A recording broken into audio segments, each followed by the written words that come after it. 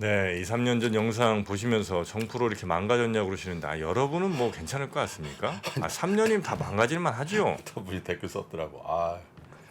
김프로도 엄청 늙었다고.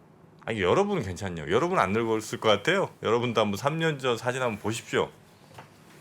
3년 사이에 얼마나 일들이 많았습니까, 그것도 둘이. 그렇지만 정채진 프로는 그 이후에도 투자를 왕성하게 엊그저께도 통화했는데 네. 자기 싼 주식 너무 많이 보인다는 얘기인데 김철광님은 2021년 4월에 모든 주식 다 팔고 네. 아직까지 안 들어가고 네. 계시고. 하고 우리 또 임영록 교수는 무슨 말씀하실지 네. 엄청 많은 분들이 신청해 주고 계시는데 이번 주까지 신청받고 저희가 금요일쯤 이제 초청장을 보내드리겠습니다. 많이 네. 신청해 주십시오. 네, 지금도 계속 받고 있습니다. 영상 아래에 있는 설명. 의자도 하나 드린다는 거 아닙니까? 네, 공짜.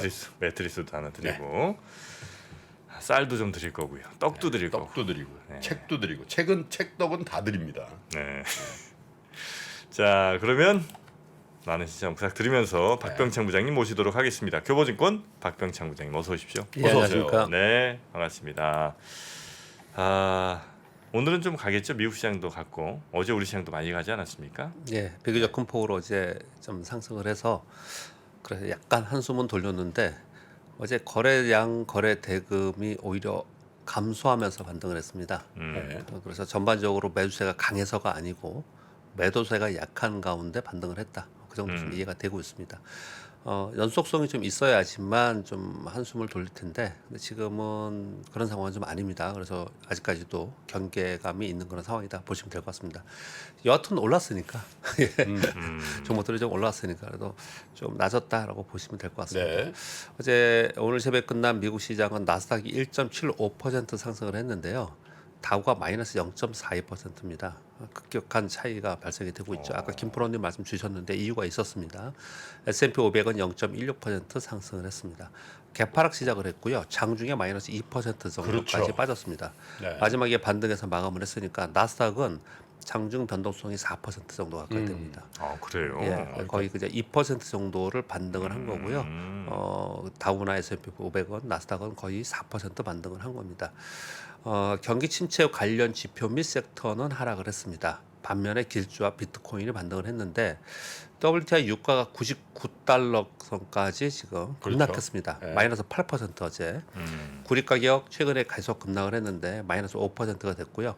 그리고 10년 만기 국채 수익률이 2.8%, 2년 만기도 2.8%, 3개월 만기는 올랐습니다. 그래서 장기 국채 수익률이 하락하고 단기 국채 수익률은 보합이나 올랐거든요. 이게 뭐냐면 경기 침체를 반영하면서 움직이는 것이죠.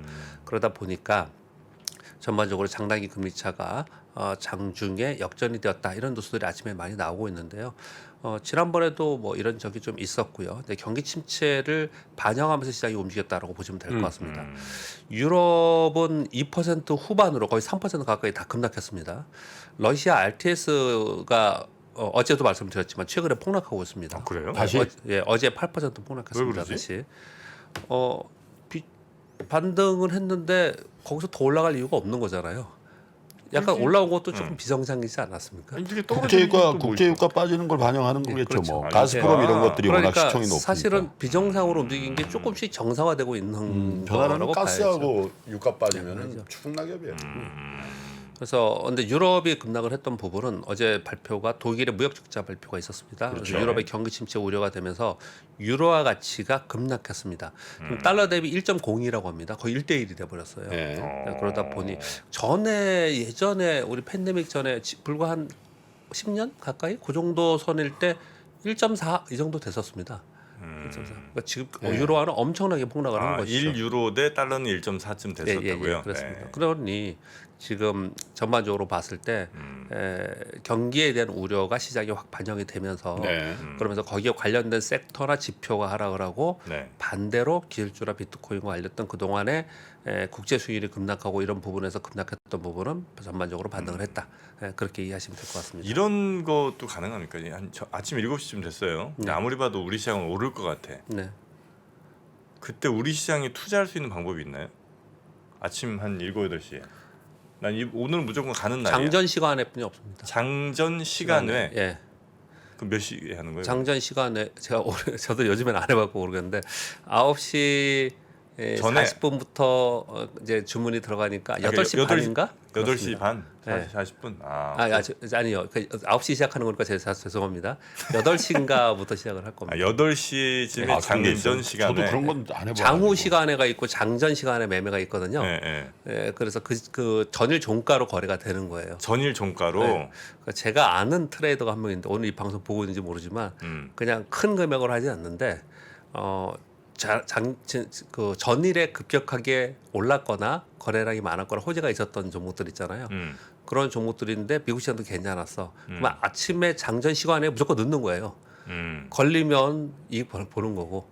아님 말고. 예, 아니 말고 그런 거래를 하는 친구들이 있긴 있어요. 그거 외에는 뭐 별이 없습니다. 아니, 뭐 삘이 딱 그렇게까지 할? 아니, 삘이 그렇게까지 딱 오는 한대? 날이 있거든요. 오는데 네. 9시 딱 시작하면 이미 갭상승 하거든요. 그렇죠, 갭상승 네, 하고 그러니까 난 있죠. 그건 안 되겠다. 예, 예. 나는 그러면 그 전에 좀 살 8시 30분부터 시작해 8시 40분까지 종료래. 보니까 아, 10분 그래요? 거래네. 10분? 예, 장전 시간에 매매가 있습니다. 아, 그렇습니까? 네. 30분 8시 반부터 10분 동안. 거래량은 거의 많지 않아. 아니요, 10분 동안이 아니고요. 네. 10분 동안만 하는 게 아니고 제가 정확히 시작 시간은 제가 지금 아. 지금 몰라 죄송한데 아, 지금 거의 이제 아마- 1시간 정도 합니다. 그러니까 8시 15분부터 주문을 받아서 네. 8시 30분부터 40분까지 매매 해결이 되는 모양이에요. 아. 왜 여름 많이 안 하시는 모양이다. 많은 분들이 하고 계시는 아니 나 30년 동 투자해 나 저거 모르는데. 아, 그래요? 해본 적이 없어. 이거는 딱 삘이 오는 날이 있어요. 장후 시간에 매매는 좀 하죠. 왜냐하면 대단한 악재가 그것도 나왔고 해본 그날 못 적은 팔았어요. 그럼 장후에 매도를 그냥 내놓아서 좀 제발 팔리기를 그런 경우는 좀 있죠. 자, 뭐 그거는 이제 저희가 좀 정리해 가지고 알려드릴게요. 갑자기 물어보시니까 죄송합니다. 네. 저도 요즘에 안 해봐가지고. 이건 뭐 개인도 당연히 다 할 수 있는 거고요. 예, 그렇습니다. 네. 예, 편하게 할 수 있습니다. 네. 자, 우리 시장 어제 한번 보겠습니다. 네, 어제 우리 시장 코스피가 1.8% 상승해서 2,341포인트, 코스닥이 3.9% 비교적 큰 폭으로 요즘에 올라갈 때 이런 날이 좀 나오네요. 3점 몇 퍼센트. 이게 지금 지난번에 5% 오른 날도 있어요. 연속적으로 좀 돼야 되는데 근데 연속성이 그동안에 없었습니다. 그래서 오늘 좀 살펴봐야 될 것 같고요. 코스닥이 상대적으로 더 많이 오른 것은 전반적으로 국내 기관 연기금 투신 사모펀드의 조합으로 들어오면 좀 강하다고 말씀드렸잖아요. 어제 제가 빨간색을 표시를 했는데 요 세 투자 주체가 전반적으로 매수를 좀 했습니다.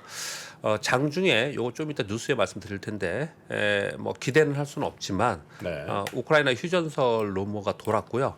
두 번째는 미국의 대중관세 인하설 요게 돌았습니다. 그러면서 비교적 강한 반등을 했습니다. 어제 비차익 프로그램 매수가 있고요. 국내 기관들이 고른 매수가 있었고요. 반면에 거래 대금이 감소했어요. 그래서 강력한 매수가 들어오면서 올렸다기보다는 매도가 약했다.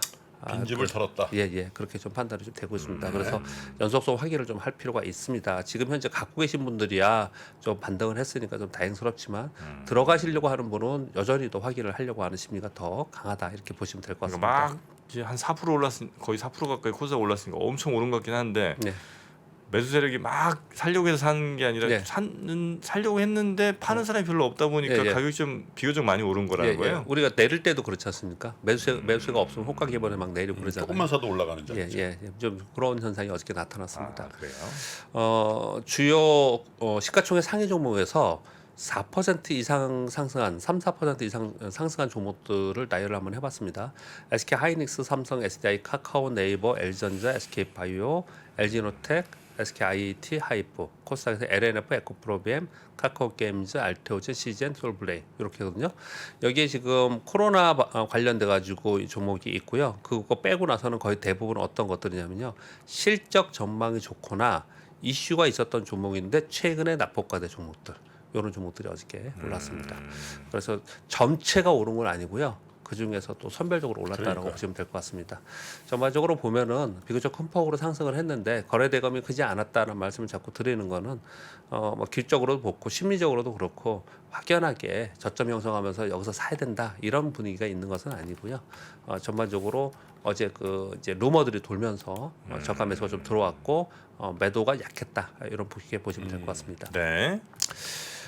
지금 미국 시장 말씀드리면서 확연한 변화가 많이 생기고 있죠. 지금 이제 7월 들면서 이제 하반기 들어선 거잖아요. 10년 만기 국채 수익률이 2.8까지 빠졌어요. 정말 폭락한 거지 않습니까? 유가 지금 99달러까지 와 있습니다. 물론 연속성일지 지속성이 있을지에는 더 지켜봐야겠지만 아무튼 굉장히 큰 변화가 막 생기고 있는 거예요. 네네. 그리고 구리나 그리고 원자재 가격이 지금 폭락하고 있거든요. 이런 것들을 봤을 때 지금 우리가 하반기 해야 되는 것은 분명히 변화가 생기고 있기 때문에 각국의 정책 및 지표의 흐름 이것의 변화를 좀 계속해서 지켜보면서 그것이 연속성이 나타났을 때 시장에서 좀 더 자신감을 가질 수 있다 이렇게 보여집니다.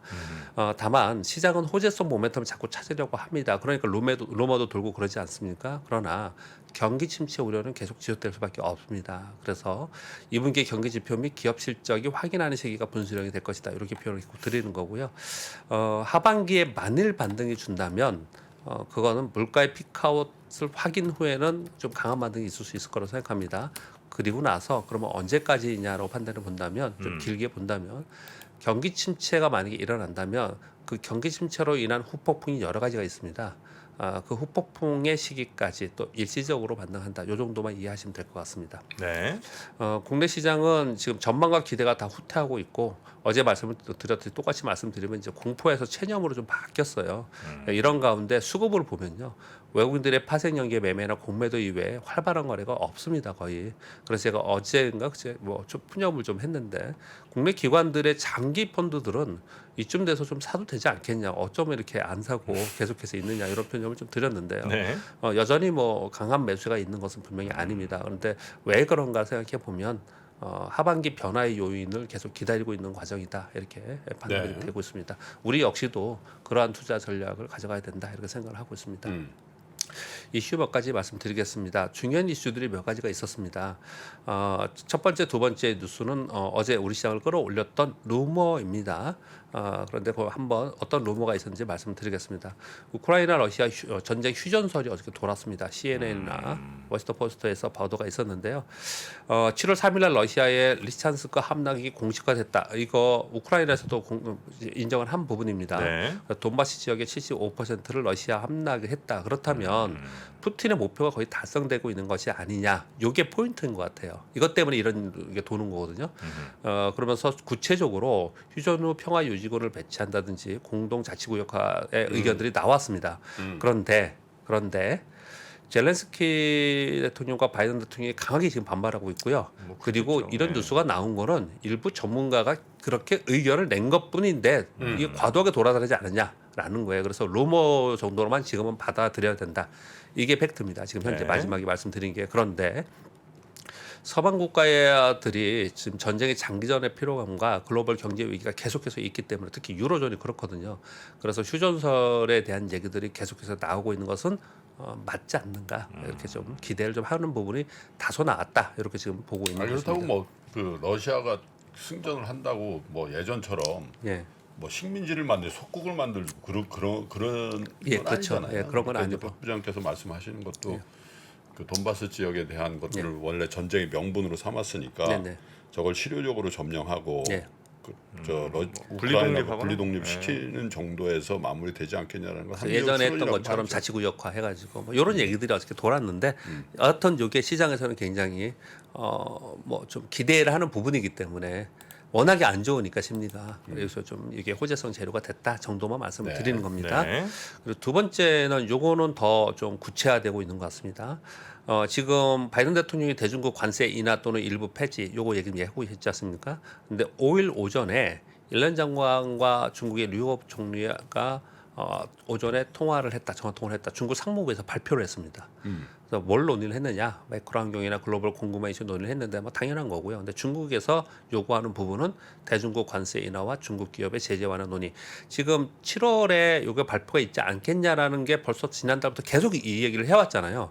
그런데 실무급에 있는 옐런 장관과 유업 총리가 전화 통화를 했다. 야, 이거 가능성이 높지 않겠냐? 이런 얘기를 좀 했었던 거예요. 어제 네. 여기 호재성 재료가 됐다 이렇게 보시면 될 것 같고요. 어제 가장 많이 돌아다니는 제가 오늘 차트 몇 가지 보여드릴 텐데요. 중국 차이신 PMI가 발표됐는데요.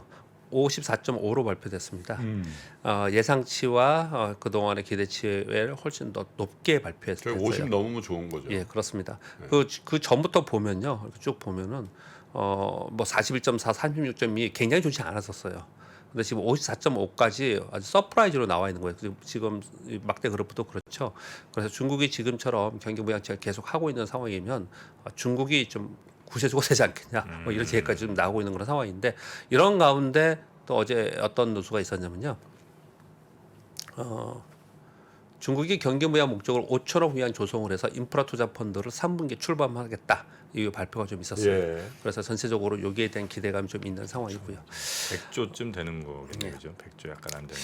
기아가 어제 시장이 뭐 비교적 큰 폭으로 반등했다 이렇게 말씀드렸잖아요. 예. 근데 어제 자동차 주가 다 빠졌어요. 자동차와 자동차 부품이요. 근데 요 뉴스가 있었습니다. 기아의 일부 라인이 일시 가동 중단을 했다는 발표가 어저께 있었습니다. 예. 그 협력사들의 부품 공급이 지연 또는 지연은 그동안에 계속 있었고요. 중단되었다는 내용이 좀 있었습니다. 뭐 이유는 두 가지를 되는데, 하나는 화물연대 파업 요것 때문에, 일시적으로는 요것 때문인데, 진짜 중요한 이유는 그것만이 아니, 원자재 가격 상승이 있는데 납품하는 기업들의 납품 가격 인상을 해주지 않고 있다라는 거예요. 이것 때문에 지금 서로들 좀 뭐 불협화음이 있는 것 같습니다. 그래서 납품 가격이 원자재 가격으로 연동하는 납품 가격 연동제 이슈가 지금 부각되고 있는 그런 상황입니다. 어제 요 얘기가 나오면서 어제 자동차 부품이 상대적으로 좀 약했습니다. 이런 뉴스들의 뉴스 플로우를 봐야 되는데, 일단 단기적으로 봐야 되지 않을까라는 생각은 드는데요. 전반적인 흐름에서 지금 중국은 자동차 판매 대수가 물론 내수이지만 엄청나게 증가하고 있습니다. 그쪽은요. 그래서 전반적으로 전체 흐름에서 좀 지연되고 있는 부분은 사실이다. 이렇게 이해하시면 될 것 같고요. 월스트리트저널에서 인플레 베팅에서 펀드들이 차익 실현을 하고 있다. 이런 뉴스가 나왔습니다. 저게 이제 제가 말씀드린 투기적인 매수예요. 네. 원자재 시장에서 6월에 자금이 지속적으로 유출되고 있는데 6월 말 한 주 동안에 150억 달러가 유출되고 있답니다. 이런 것들이 있기 때문에 비철금속이나 천연가스, 농산물 등이 고점 대비 약 20에서 50%짜리 하락하고 있거든요. 최근에 뭐 구리도 많이 빠지고 있고 다 빠지고 있습니다. 은 같은 것도 보니까 은도 많이 빠지고 있고요. 전반적으로 제가 차트를 쭉 봤더니 뭐 밀 가격도 지금 빠지고 전체적으로 빠지고 있거든요. 우리가 상반기 내내 고민을 했던 게 인플레이션 얘기를 하면서 네. 뭐 에그플레이션 얘기 계속했죠.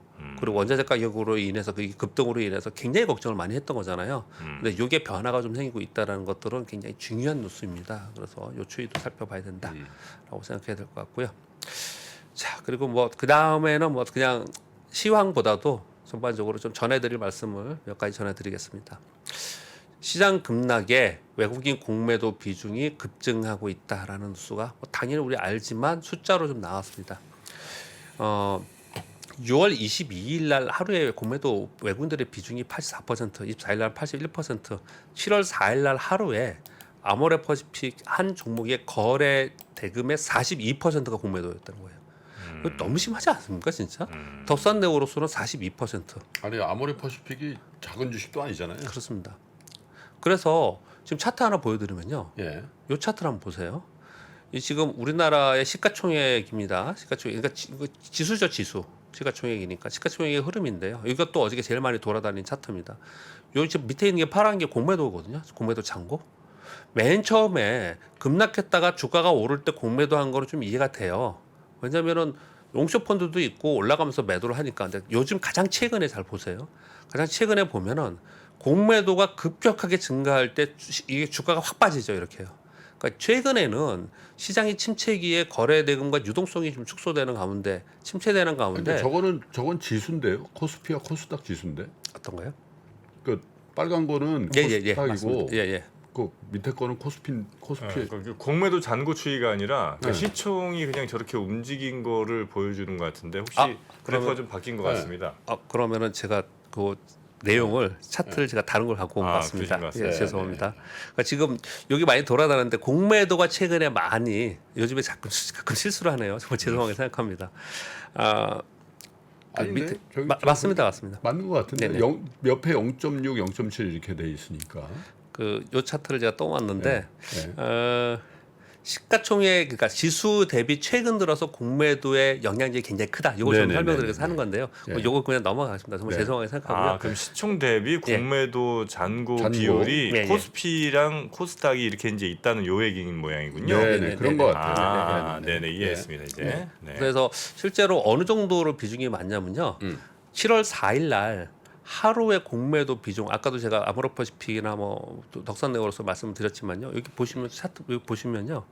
하루의 거래 대금 중에 공매도 비중이 아모르퍼시픽 42%, S1이 37%, 하나투어가 35% 이런 식으로 있다라는 거예요. 그럼 하루 거래 대금의 30% 이상이 공매도로 움직이고 있다라는 거예요. 어떤 하루에. 그러니까 공매도 비중이 시장을 끌어내리는 역할을 상당히 최근에는 하고 있다. 우리가 푸념만이 아니다라는 걸 설명을 좀 드리려고 하는 거고요. 공매도의 순기능이라 하면 사실은 요 말씀을 좀 드릴게요. 정리해서요. 가격이 너무 과열권으로 가면은 조정의 기능이 있고 주가 하락에 투자의 기회가 있고 롱숏 펀드의 또 운용의 기회가 있지 않습니까? 그런데 이제 최근 들어서는 주가가 급락하는 가운데 투심이 침체되고 또 매수세가 부재한 상황에서 공매도를 하면은 주가가 급락하고 또 반대 매매 나오고 또 이익 실현하고 또 공매도 이 악순환이 연결되고 있다라는 거죠. 그러니까 이거는 실제로 주가의 가치를 가지고 또는 우리가 일반적으로 투자하는 개념에 보다도 이러한 시기를 노리는 수급적 요인, 왜곡 현상이 이런 일들을 벌이는 게 아니냐 이런 얘기들을 많이 하고 있다라는 거죠. 네. 그런 부분들을 좀 말씀을 드리고자 한 겁니다. 네. 이게 저거네요. 그 아까 그 박병창 부장님께서 갖고 오신 저게 그 시가총액 대비 그러니까요. 공매도 잔고의 비중인데 빨간색은 이제 코스닥이 네. 훨씬 더 높다는 그렇죠, 거죠. 그렇죠. 네, 그다음에 이제 파란색은 코스피인데 그게 0.6% 레벨까지도 올라가 있다. 그런 거죠. 그냥 공매도 재개 때부터 그냥 지속적으로 늘어난다. 그 그런 지금 거네. 수준이 거의 2020년 그러니까 공매도 뭐 굉장히 한참 전만큼 수준까지 다 올라갔다 뭐 이런 얘기 같네요. 그렇죠. 네. 코스닥 어떤 개별 종목 같은 거 하나 딱 찍으니까 네, 박살을 내버리더군요. 그렇죠. 네? 예, 아 맞습니다. 공매도 어떤 한 종목이 예. 매수 매도도 별로 없는데 외국인 공매도 확 나와버리니까 날벼락을 맞아버리는 거죠. 그러니까 우리 업틱룰에 의해서 그 공매도가 그날 있었냐 없냐도 좀 알 수도 있고요. 그리고 아침에 장 시작하자마자 장중 가집계를 보면은 프로그램 매도가 하루 종일 있는 종목들이 있어요. 네. 하루 종일 그냥 계속 기계적으로 나오는 매도들 그런 종목들이 공매도에 그냥 걸린 근데 종목들이 그것도 이제 많습니다. 기간 계속 나오니까. 계속 나옵니다. 그죠? 예, 예. 그래서 어느 정도 빠졌다고 반등하겠지 하고 들어갔는데 예. 계속 빠지는 거지. 네, 그렇습니다. 근데 한마디로 표현을 드리면은 이런 거예요. 공매도 자체를 뭐 없앤다 이런 표현을 제 입장에서는 여러분들 입장에서는 공매도 한식으로도 면제해 주세요, 공매도 없애 주세요 이렇게 표현을 많이 요즘 하잖아요. 근데 제 입장에서는 그렇게 말할 수 있는 입장은 아닌 것 같은데, 근데 다만 지금 투자 시장이 급락을 하고 워낙 투자 심리가 안 좋고 매수세가 지금 매수 안 하잖아요, 모두 다. 이런 가운데 공매도의 영향이 너무나 커지고 있고 그런 영향력 속에서 거의 뭐 80% 이상을 거의 외국인들이 좀 하고 있어서 거기 수익을 내고 있기 때문에 수급적 왜곡 현상이 많이 발생을 하고 있다는 건 현실이다. 그 표현을 좀 드린 것입니다. 네. 그리고 화면 두 개만 마지막으로 보여드리겠습니다. 한 가지 화면은요. 미국 팬데믹 후 GDP 성장률이에요. 팬데믹 시기에 마이너스 31% GDP 성장률, 플러스 33%, 플러스 6.7%, 지난 1분기에 마이너스 1.6%, 이번에 뭐 GDP 나오면서는 마이너스 2.1% 얘기하고 뭐 이러지 않습니까? 이 화면을 보시면요, 어떤 것하고 비교를 좀 해보시면 되냐면 하나 화면을 더 보여드리겠습니다. 그 다음 화면은 요거는 하이투자증권 리서치센터 자료를 그냥 캡처했는데 제가 엑셀로 로 데이터를 가지고 했더니 꽤 깔끔하지 않아서 그냥 캡처를 떠왔는데요. 요 분홍색이 10년 만기 국채 수익률입니다. 그 밑에 있는 까만색이 정책 기준금리입니다. 기준금리. 제로에서 올라갔다가 다시 제로 만들었다 요즘에 가파르게 올라가는 거거든요. 이게 뭘 의미하는 거냐면요. 지금 보시면요. 정책 금리가 과거 70년대는 7.2%, 80년대에는 9.8%, 90년대에는 5.1%, 그다음에 2000년대 들어 2.7%, 그리고 2010년부터 2019년 정책 금리가 평균 0.25%였다는 거예요. 네. 요걸 한 가지 말씀드리려고 하는 거고요. 두 번째 말씀드리고자 하는 거는 이 10년 만기 국채 수익률이 정책 금리의 변화보다 먼저 움직입니다. 먼저 움직여서 10년 만기 국채 수익률에 정책 금리가 맞닿아지잖아요. 네. 그리고 나서는 다시 정책 금리가 내려갔다라는 거예요. 지금 우리가 정책 금리가 어느 정도까지 올라갈 거냐, 10년 만기 국채 수익률이 어떻게 움직일 거냐, 이걸 가지고 상반기 내내 얘기를 했지 않습니까? 두 번째를 말씀드리는 거고, 세 번째는 10년 만기 국채 수익률이 지난 1980년 요 고점을 찍고 내리 하락을 계속했지 않습니까? 네. 최근 들어서 가파르게 올라왔고요. 이게 올라왔고 계속 내리 하락을 했잖아요. 이렇게 내리 하락을 계속했던 것은 지난 80년대 이후에 전반적으로 글로벌 성장률이 둔화되었기 때문에 그랬겠죠. 전에 그래서 한번 여쭤본 적이 있습니다. 지난 10년 동안 저금리, 저성장 그리고 저물가였는데 앞으로 지금 고물가가 됐잖아요. 그래서 금리를 올린다고 하는데 성장은 어떻게 될 거냐? 그냥 우리가 그걸 한번 생각해 봐야 된다. 이런 말씀을 한번 드렸잖아요. 네. 그래서 요 표를 보면서 그냥 여러분 그냥 한번 이 표를 한번 보시면서 감상하면서 보시자는 말씀을 드리려고 하는 건데, 요 네. 표를 보면서 그 다음에 좀 전에 보였던 요 표를 한번 보세요.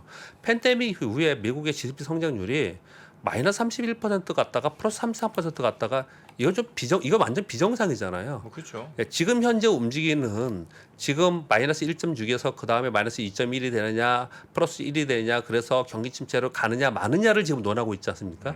이거는 과거의 흐름으로 봐서는 이제 완만하게 계속 이 근처에 있을 가능성이 상당히 높다라는 거예요. 네. 그래서 향후의 경기 침체의 강도나 그 흐름이 어떻게 될 것인지에 대해서는 장기적 흐름에서 좀 판단해 볼 필요가 있지 그러네요. 않나 그렇게 좀 말씀을 드리고 싶어서 네. 차트를 네. 가져왔습니다. 네. 여기까지 하겠습니다. 좋습니다. 자, 네. 우리 박병창 부장님과 요 정도로 정리하고요. 이선혁 부장님 또 모시러 가겠습니다. 우리 함께 해주신 교보증권 박병창 부장님 내일도 뵙겠습니다. 고맙습니다. 네, 감사합니다.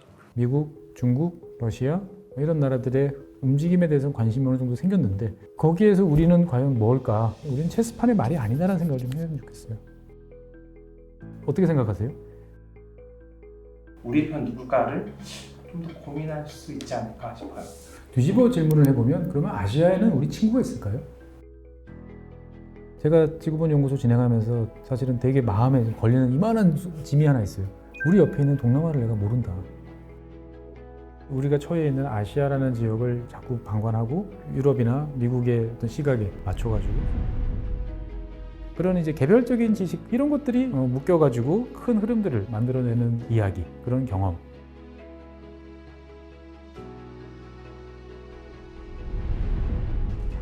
작고 잡다한 지식이라도 그것들을 절대 무시하지 말라. 나는 그건 되게 긍정적이고 그런 지식들을 연결해서 말 그대로 위즈덤이잖아요. 정말 현명해지고 뭔가 남들하고는 좀 차별화된 그러한 관점 그리고 그러한 비전